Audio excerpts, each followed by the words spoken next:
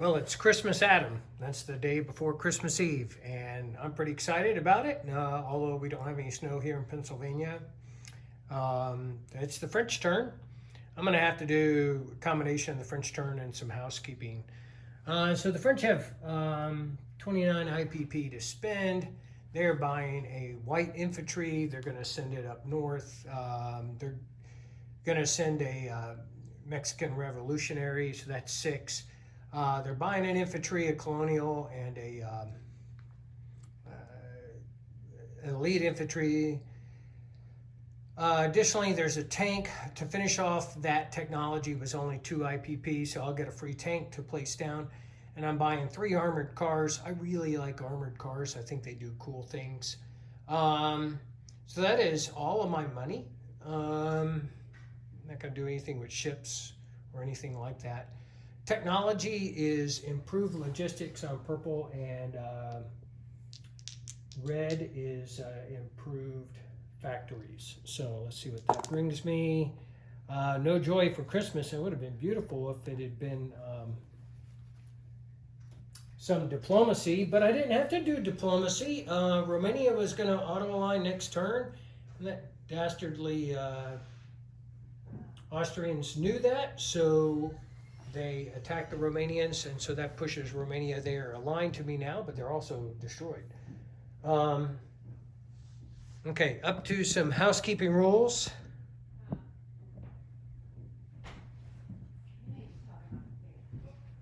So first of all, there is rolling for the British in their recruitment. Now they have 1, 2, and before, although they departed 2 territories, they had another territory, so 3, 4, 5, 6. 6 controlled territories. You don't lose the territory as the whites until after recruitment and placement, so I'm going to go ahead and roll that. So against a 6, and it's a 10, so that's no good. So the whites controlled by the British are going to lose territory. I have to roll for the Ukrainians at a 6 or less, and that's a 9. And then for the Donetsk Kuban, the Austrians control 1 territory, and that's no good too. So the whites are doing terrible. Additionally, when Brian attacked the Romanians have a cruiser and a TBD out in the same sea zone, and the Bulgarians have 2 pre-dreads. So we have to roll that. So 2 pre-dreads attacking at a 7, and they miss. Cruiser is black, TBD is yellow, cruiser to 6. Oh, and the cruiser hits, so Austria loses 1. Then we'll roll all 3 of them together.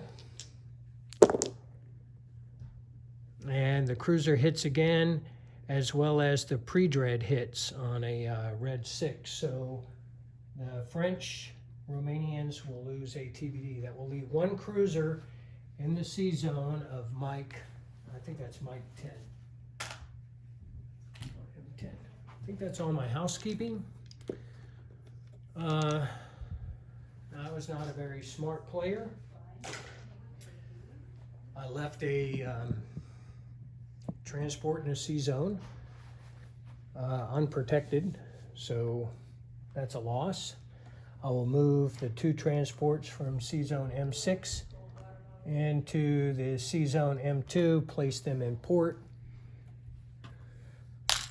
I will march the 3 infantry from southern France into Lorraine.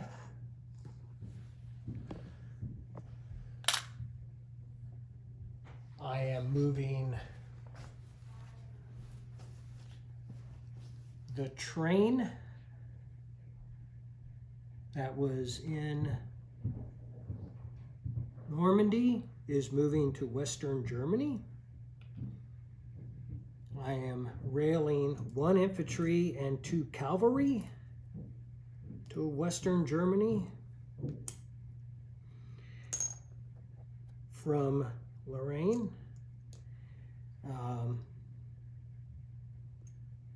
And the cavalry that was in Picardy is going to go to Western Germany. He can make it. And the cavalry that was in Normandy is going to move into Lorraine. So let me see if I can spell that out for you. I believe that's all my non-combat movements. Lorraine has 6, 7, 8, 9, 10 infantry, 2 cavalry, 4 trains, a plane, and chlorine gas. It's still there. In Western Germany, I have 1 train, 3 cavalry, and 3, 4, 5, 6 infantry. Now for placements. I'm placing a Mexican Revolutionary Infantry into eastern Mexico. I'm placing the white infantry for up in Archangelisk with the British. I'm placing my free tank into Paris. I'm sorry, into southern France. I'm placing my 3 armored cars into Paris. I'm placing my colonial infantry into Tunisia, and these elite infantry into northern Algeria. I'm sorry, that wasn't an elite. That was a naval infantry. I don't know if you can see that, but I'll put him in southern France. And the infantry that I built would be placed into Lorraine, bring that up to 6, 7, 8, 9, 10, 11, 12 infantry. All right. Lastly, so my income hasn't changed. It's 23. And rolling for wartime economy, 9, 23, 32.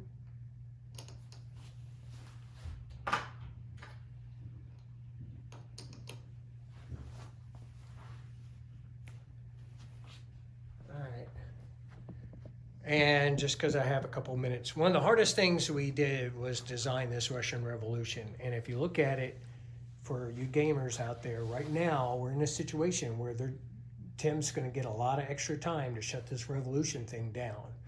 And so as the Americans, I'm going to attempt to push for peace early in this game so that we can limit the time span of the Russian Revolution. Tim already knows that. I've talked to him.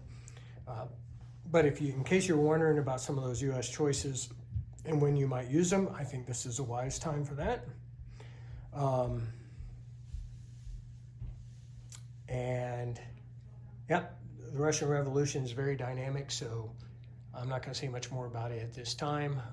Over to the Ottomans.